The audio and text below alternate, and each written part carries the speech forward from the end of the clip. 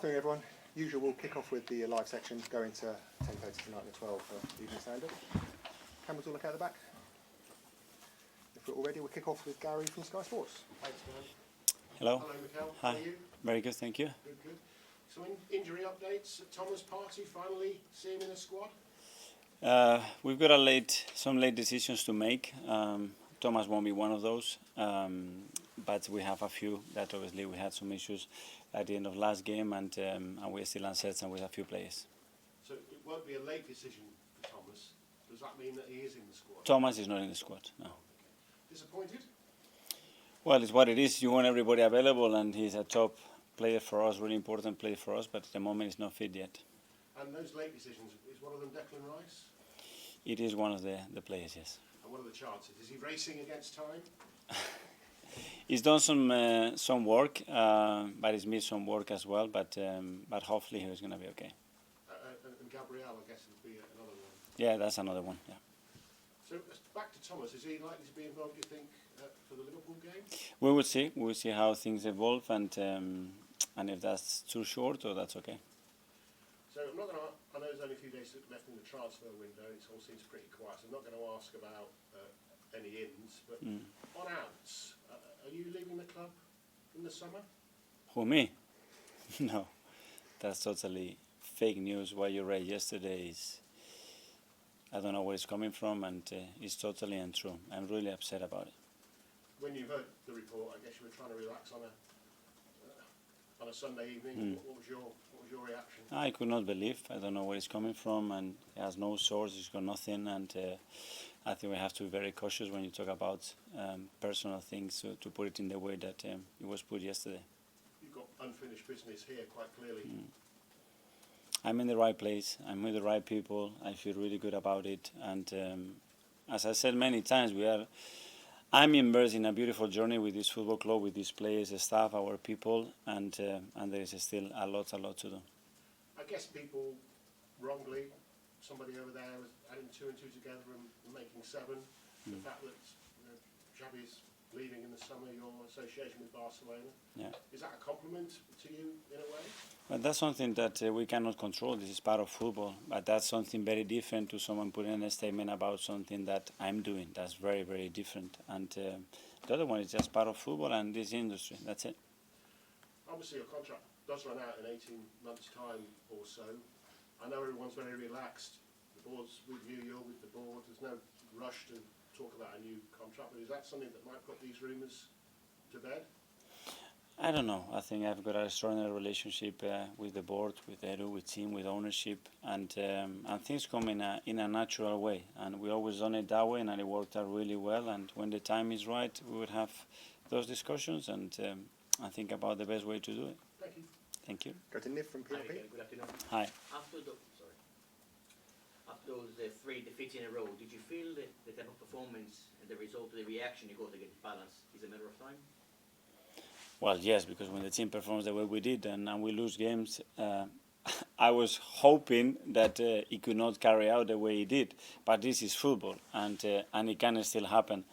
But I was very confident that it was coming because I could see the team, the way it was playing, performing, how upset and angry they were not to have what we deserved. And as well, it was, I think, a motivation as well to, after the break, put it right and get back on track.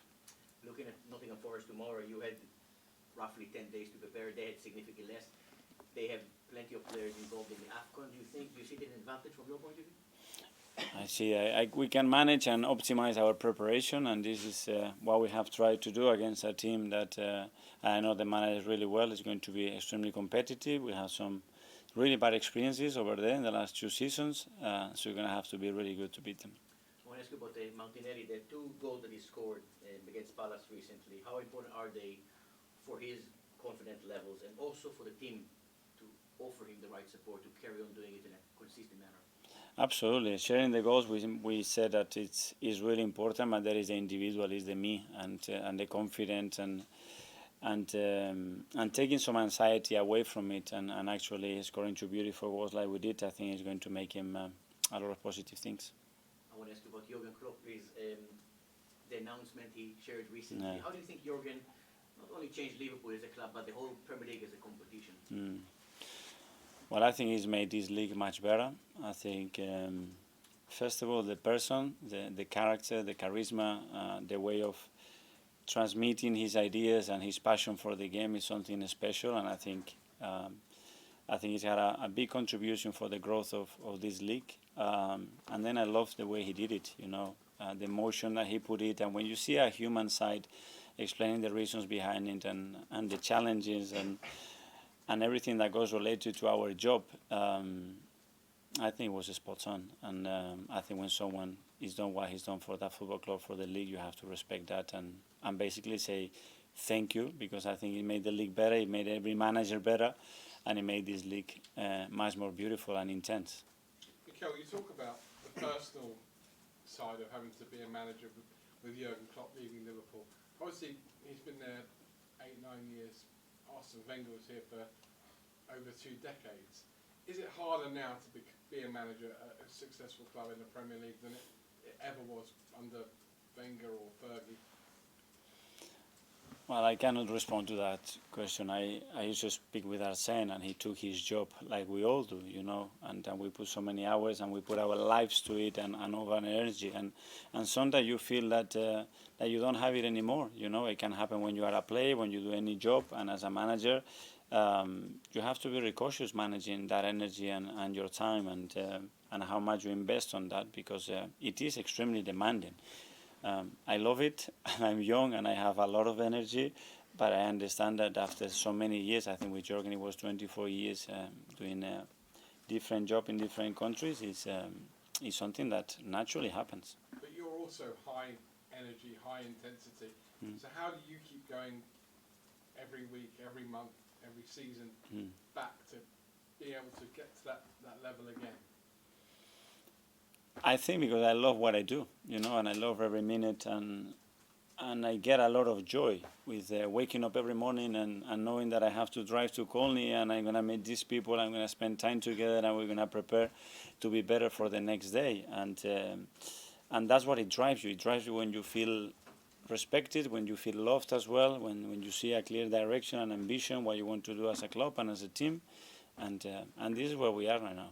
When you were talking about the fake rumours of you going to Barcelona just now, you mentioned the word, you said you were angry. Were you angry because somebody had put that story out there, or were you angry because you have such a close relationship with the fans, you didn't want them to think, oh, I read that, it must be true?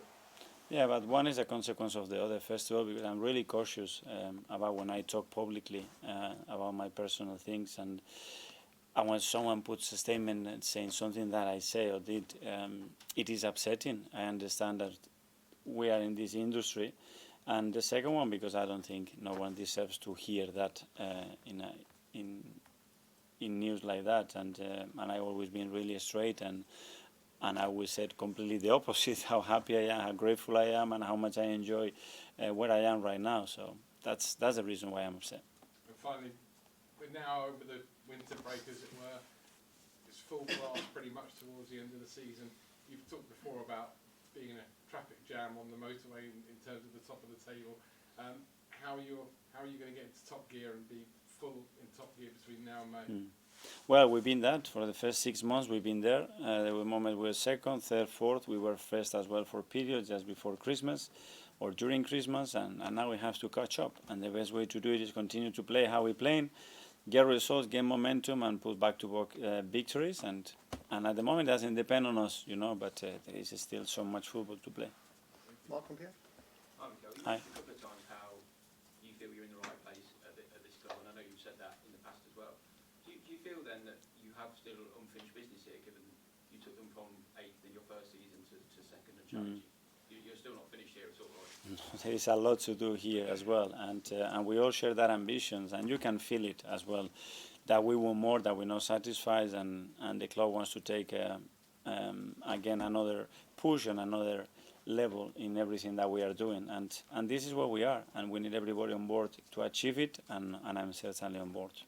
And just a quick one on the contract. Have you had any discussions yet about a new deal? No, we haven't, but this is something that it would happen naturally when it has to happen, if it has to happen, and that's it. Mark? Hi, Mikel. Just on you wanting, I guess everyone wanting it to make another push with the club. I was just wondering, with a lot of it being your work, this is your team, I think we can see that. How proud has that made you over the past 4 years to make that kick on yourself? Yeah, well, I always felt that it was our team, it was my team, because when you make the decision to coach, to manage a team, a club, you have to make those players your own. It's the same with the staff. You know, it's not players that they sign another manager. You make them your own. You try to maximize as you want. We have 2 years of very difficult COVID situation that we cannot forget, and then my job become more normal within the complexity of the situation that we have, much more normal and doable, hopefully, and I'm enjoying it a lot, and I feel that we are in the right track. But again, I think we are still very far with my vision is that where this club and this team has to be. You mentioned those COVID years. Did that almost make the group even stronger because it was so or irregular? I don't know. We navigate some difficult moments and challenges that we have through COVID, I think, in a really powerful way, and hopefully my belief is that created emotionally a really strong attachment and belief that we were the right people to take the club forward, you know, and I think it happened for a reason, and I think we used it in the right way. Okay. I'm Mikel. Hi. They're in the right place, and obviously with Jurgen leaving, there might be a bit of a less of a rival at the top, and the club Arsenal is so settled now. You're settled. The squad is relatively settled, even though there's obviously improvements that can be made. Above you is settled. Do you feel maybe you're in a good position now to, with Liverpool maybe going through a period of transition, Chelsea transition, Man U transition, do you think maybe you look at the league and you think, wow, we could possibly go on and dominate this year, or maybe the years to come? We don't know. I think we can take care of our own business. We've got a lot here still to do, and what others do, we don't know. Sometimes there's a new manager, they have really great impact straight away, and we have some cases in this league that happened in the past, and sometimes, as you said, need some transition. We cannot control it. Let's focus on what we can do. Okay, James. Yes, go. Hi, Mikel. Hi. Jurgen Klopp announced he was stepping down. He said that he could never manage another club in England because of the relationship he had with Liverpool. I just wondered, obviously you're younger, but you've had 4 years here as a manager, 5 as a player. Could you ever see yourself managing another club in England? Today, no, but I don't know. I play for 2 great clubs in this country. I moved around in different things. I'm extremely young, and I don't know. I don't know what's going to happen. Okay, we'll now go to 10:30. You're in for the long-term project. Is part of what drives that you've got such a young squad? I think it's the second average, youngest in the Premier League, by far and away the youngest, isn't it, amongst your rivals? So, can you see a generation of success? Is that what drives your enthusiasm long term? That's one of the main reasons, yes. And then the people that we work with, that's another one. I think the way that our fans, our supporters have invested in the team, the way they have dedicating their energy, their passion to transform the environment, that's a big reason as well. And the other one, because I think in general for this, it's still a lot to squeeze. In every department, in every aspect, we can become much bigger and much better than we actually are. I have a strong belief of that. And I think we are on the right path, but we have to be in our toes and we have to take every opportunity because the competitors are ruthless, and we have to be on top of everything if we want to achieve that. The culture here, when you inherited the team, I'm saying it was in a particularly bad place, but the culture here now is very different to them. Again, how important is that? The culture around the dressing room, the culture around the training ground, it's made for success. It is today, but the beautiful thing about the culture is that you have to look after it every single day because it takes very little. It takes a bad decision, a bad word, not standing or following certain values that you have demanded one day and everything starts to fall apart. So you have to be really disciplined, you have to keep your eye open, and you have to continue to have good people with the right values that want to achieve the same as you want, and that's something that demands daily dedication, in my opinion. Sam? I think with the Klopp announcement, when he spoke about running out of energy, I think a lot of people were surprised because they see him on the touchline and this sort of exuberant character. But we obviously only see the matches and the press conferences. We don't see all the stress and strain that managers have put under. Can you sort of paint a picture of what kind of toil there is, and how are you up all night thinking of tactics boards and that sort of thing? How intense is this job really? It is a lot. It's a daily challenge. That's how we put it. It's every day there is a roller coaster of things that you have to go through, emotions. You have to try to inspire people, to impact people, sometimes to calm down people. Sometimes you have to motivate people. You have to deal with a lot of things that you cannot control. And on top of that are opponents, are results, and other things that are difficult to manage on a daily basis. But I think overall there is something that is how much we love the game, the passion that we have to what we do. And actually when you have an emotional relationship with a club, then that's where the energy source comes from, you know, and you wake up every day and you want to face that challenge and you want to become better and be more competitive. But it's a lot every single day. It is a lot. That's why you need a lot of good people around you as well to support you. Do you ever try to disconnect? Do you want to disconnect? And if so, how do you do it? Yes, I do. I think it's very necessary. I think every day you need to have moments. I have moments during my day that I do certain things to bring everything down. You know, your brain goes all the way 100 miles an hour. You cannot think, you cannot see the pictures with clarity. You need to bring it down sometimes. And there are ways to do it. It's your family. You can do sometimes meditation, sometimes sports is a great way to put those things away, talking to people. It's a lot of things that you need. You need holidays, you need days off, you need to stay away from your phone at times. There is a lot of things that are needed and are very, very healthy. But the temptation is always to do more. That's true. What kind of thing in a day like today, what would you, meditation be something you do today? Or I would do that in the afternoon, yes. take the dog for a walk? Reading. I love reading and sit there and read about a topic that can inspire to prepare a game or to develop a thought that you have on the day is something really good. Gary? When you consider your vision is quite far away from where you want it to be, what is the vision and sort of how long and what do you need to get there? How long, I don't know, and I don't think ever is going to be an unfinished business. You're always going to be better. You know, I have an idea of what this training guy is going to look in 3 years, in 5 years, in 10 years, or the Emirates. It has to be different. The team has to have all the qualities. The team has to evolve in its personality and what it transmits. And those experiences are necessary. That's going to happen when we go through Champions League phases and we become a different team, when we won titles like we did, but other major titles. With our players and international level achieve something different, and then that group starts to grow. There are a lot of things that we can do, and that's the aim of everybody at the club. Okay, that's that last couple now, Jordan. Mikel, Hi. just on Thomas Partey, obviously you want to be very cautious of him because he had a lot of injuries while he's been at Arsenal. When you look at him now, you've seen him the last couple of weeks, does he look stronger, or is there always that concern with him that he could get injured again?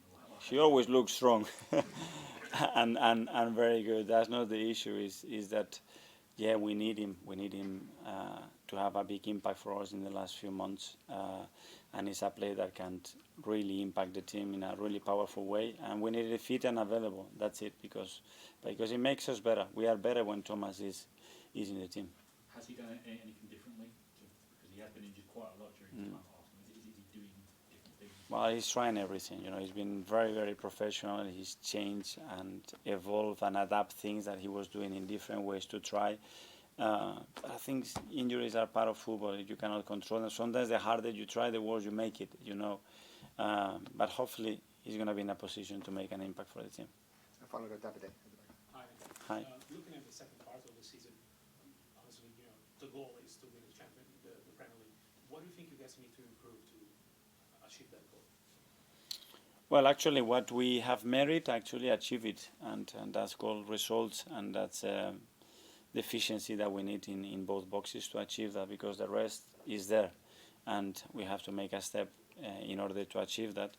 And in order to achieve that, for sure, our availability and the capacity that we have to change the team, to impact the game where we need to, is going to be crucial. So we need everybody fit and available.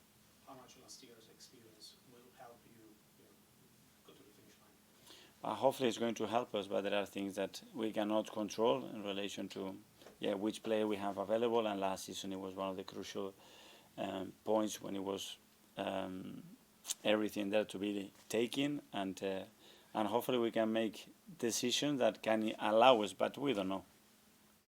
And finally, 12 o'clock tomorrow with Simon. Mikel, this is the first time that you'll have gone back to the City ground since last season when it was the day that the title went. I just wondered what your emotions were that day, and this group in the past as well have shown themselves so good at using pain as fuel. Yeah. Is that something you want to use tomorrow night? Yeah, I was devastated. I remember being in one room and in a difficult place because then you realize that everything that you've done, all the hope and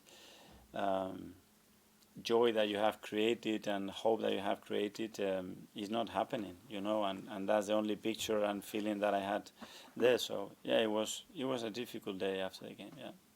And just on the title race and Klopp, I mean, how worried are you about the sort of title race now that Liverpool have this emotional charge of Klopp's going at the end of the season, the motivation to do it for Jurgen as he signs out? What big impact do you think that could have? I don't know. I don't know if he's going to play that way or the opposite way around.